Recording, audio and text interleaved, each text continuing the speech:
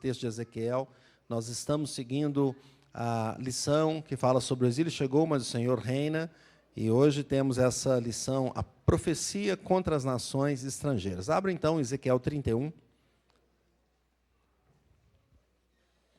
Ezequiel 31, 16 e 17. Vamos ficar em pé mais uma vez, enquanto eu faço essa leitura. Ouça com atenção a palavra de Deus.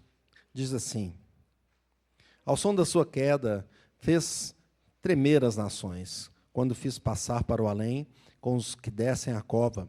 Todas as árvores do Éden, a fina flor e o melhor do Líbano, todas as que foram regadas pelas águas, se consolavam nas profundezas da terra. Também estas com ele passarão para o além, a juntar-se aos que foram traspassados a espada, sim, aos que foram seu braço e que estavam assentados à sombra no meio das nações. Feche teus olhos. Santo Deus, lemos a tua palavra e pedimos a tua bênção neste momento. Que o Senhor abençoe o seu servo para trazer a mensagem e os corações e os ouvidos dos irmãos, que estejamos atentos ao que o Senhor quer nos dizer em nome de Jesus. Amém. A igreja pode assentar. O livro de Ezequiel, meus irmãos, tem uma grande variedade de profecias direcionadas ao povo de Israel. A gente vê muitas. Contudo, tem uma seção também importante que está relacionada às outras nações, às nações estrangeiras, aos povos de outras terras. E nesses versículos que nós lemos, o profeta diz que o Senhor faz tremer as nações.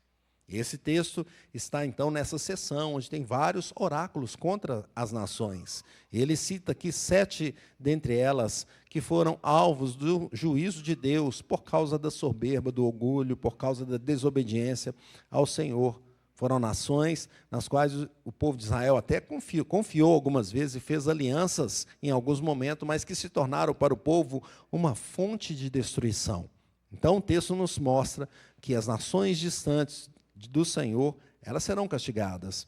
As nações distantes de Deus serão castigadas. E quais as atitudes nessa que nós vamos passar por elas aqui, que destacam, que são destacadas, pois o texto é grande, eu quero trazer aqui alguns pontos que destacam as atitudes contra Deus, que tornam essas nações distantes de Deus. A primeira, eu vou falar de uma forma geral, as atitudes comuns a várias nações. Uma delas é a alegria contra o sofrimento do povo de Deus. Ezequiel 25, 6 diz assim: porque assim diz o Senhor Deus, visto que bateste as palmas e pateaste, e com a tua malícia de tua alma te alegraste da terra de Israel. Ele está falando para quem? Para os amonitas. Os amonitas se alegraram por causa da assolação que acometeu a terra de Israel. Disseram assim: bem feito. Você já disse isso alguma vez? Bem feito. Disseram assim contra o povo de Israel, contra a igreja: bem feito, quando viram que o povo estava sendo destruído.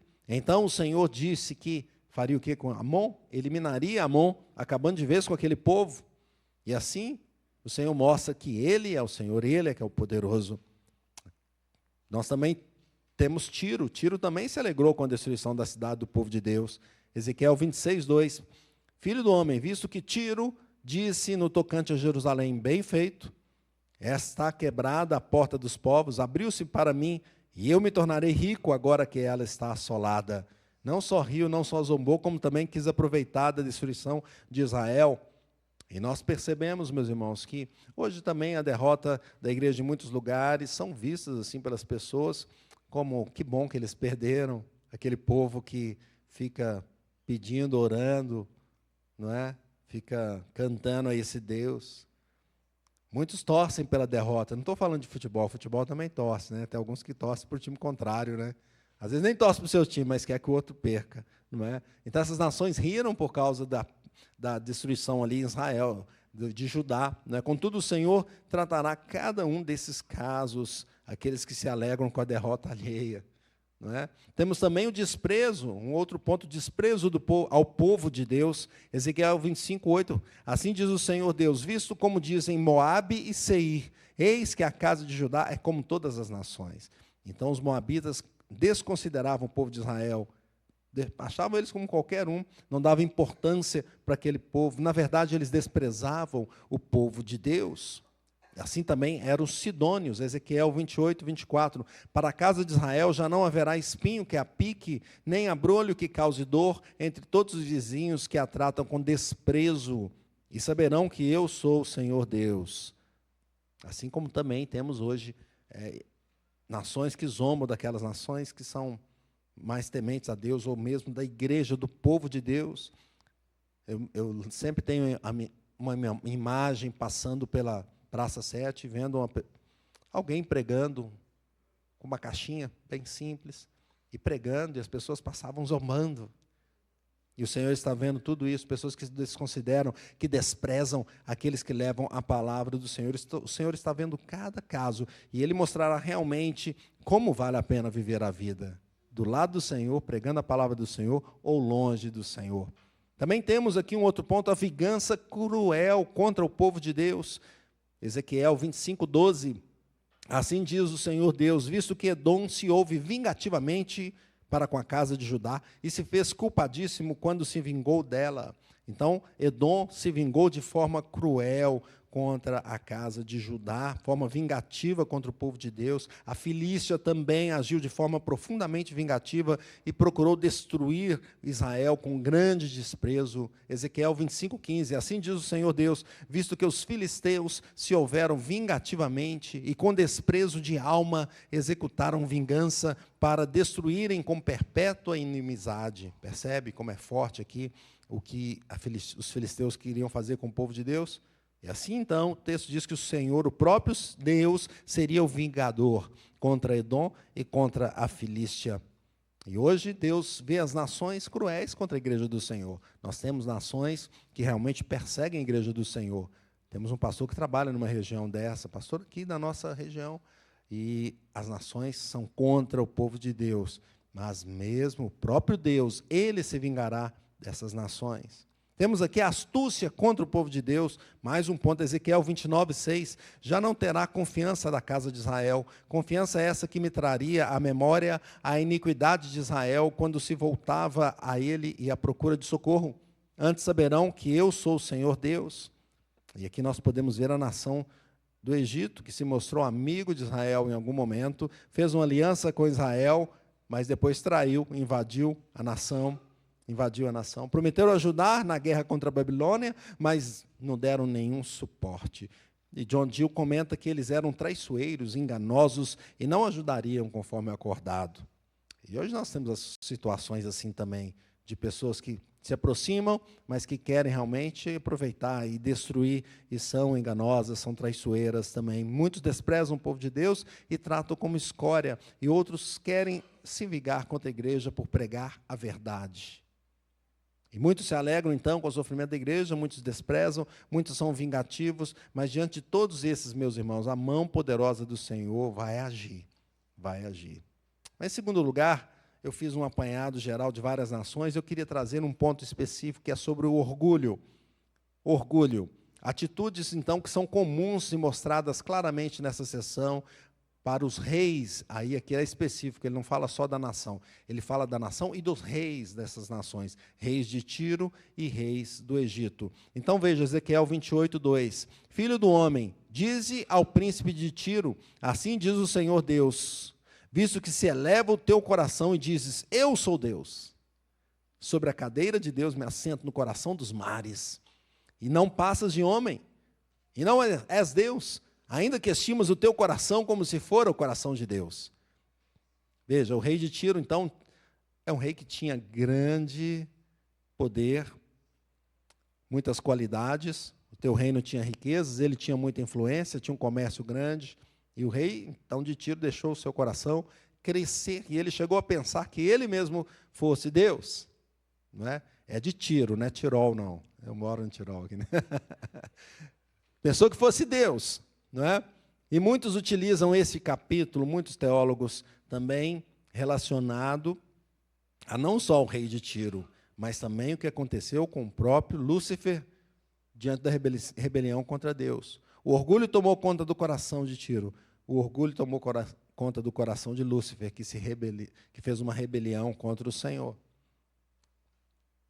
E veja, Ezequiel 29, 3 diz assim, fala e dize, assim diz o Senhor Deus, Eis-me contra ti, ó Faraó, agora o rei do Egito. Ó Faraó, rei do Egito, crocodilo enorme, que te deitas no meio dos seus rios, e que dizes, o meu rio é meu, eu o fiz para mim mesmo. Percebe também? O rei do Egito, Faraó, com orgulho no coração. O texto indica que essa palavra, então, foi proferida a ele contra o Egito, contra o povo do Egito. Essa nação se levantou muitas vezes contra o Senhor, não é?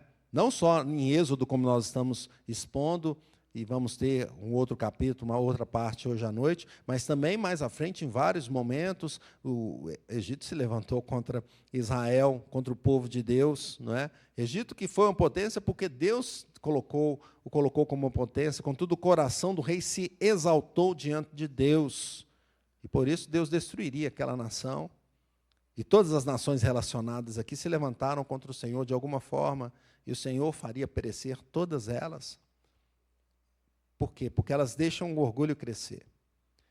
E quando as nações se tornam fortes, não é? Toma conta dos corações, e não é isso só com as nações, é também individualmente, é com cada pessoa. Por isso que ele fala com o rei, e essa palavra com o rei também fala com cada um que está ouvindo, com cada um de nós. Muitas vezes conseguimos alguma coisa e aquele orgulho toma conta do coração, e a gente chega a pensar, agora eu posso, agora eu vou fazer, não é? E alguns chegam até a pensar como os reis aqui, eu sou Deus. Pensa, o Egito, eu sou Deus, eu fiz o rio. O orgulho é tão forte que ele mesmo acredita nisso, não é? E nós vemos que na Bíblia várias coisas aconteceram assim, nós podemos passar a Bíblia do início ao final, e nós vemos o próprio Satanás que quis tomar o lugar de Deus no paraíso, Eva e também Adão quiseram ser iguais a Deus no Éden, reis de muitas nações queriam dominar outros povos muito acima do que Deus tinha permitido. E ainda hoje, meus irmãos, com o mundo cheio de conquistas tecnológicas, científicas, culturais, o homem continua achando que ele depende só da sua força. E quando ele cresce, quando ele tem alguma influência, ele se acha autossuficiente. E o Senhor está mostrando que Ele é o Senhor, Ele é o soberano, Ele está acima de todos. E o que nós temos vem do Senhor. Nada que temos vem de nós mesmos, mas vem do Senhor. Mesmo o nosso dom, o nosso talento vem do Senhor. O nosso conhecimento é o Senhor que nos dá a condição de tê-lo. Os recursos que temos é o Senhor que dá.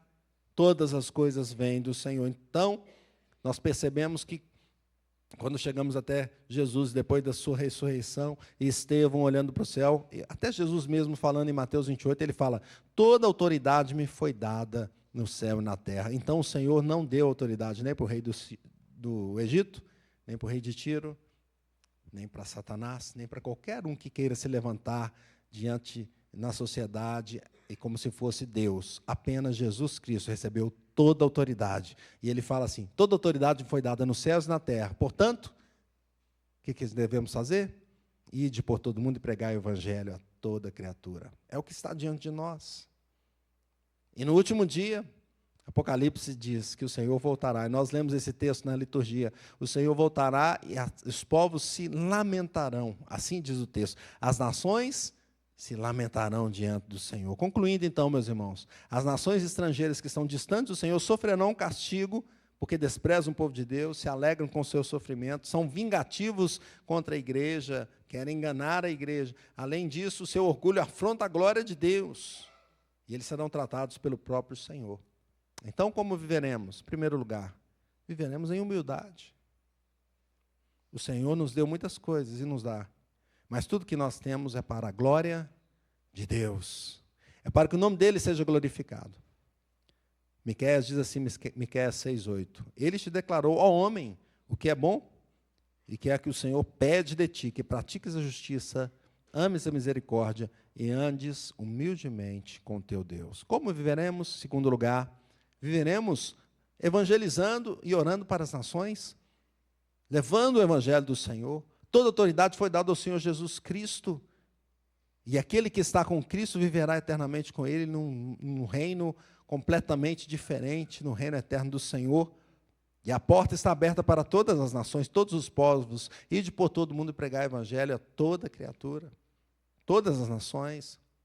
Devemos fazer isso, levar o Evangelho. Por isso que levamos, oramos, temos contatos com missionários de outros locais, também regionais, congregações regionais. Nós fazemos isso como ordem do Senhor para levar a verdade, para levar a mensagem que muda os corações, que Jesus Cristo é o único que pode nos salvar. Como veremos, terceiro lugar, meus irmãos, fazendo parte da nação do Senhor, da igreja do Senhor, da nação do Senhor. Deus estabeleceu um povo para ser o seu povo, e esse povo não é de nenhuma etnia da terra, não é do sangue humano, mas vem por causa do sangue de Jesus. Vamos fazer parte desse povo, nos entregar a Cristo, andar com Ele, e assim teremos alegria eterna com Ele até o final dos tempos, pois Ele vai tirar toda a iniquidade dessa terra, e vai sempre manter aquele povo que vai até o final com Ele. Viveremos com Jesus Cristo, o nosso Senhor. Portanto, confiemos em Cristo. Busquemos o nosso viver no meio desse povo da igreja do Senhor e evangelizemos e oremos para que as nações do mundo sejam alcançadas pelo Evangelho. Que Deus abençoe.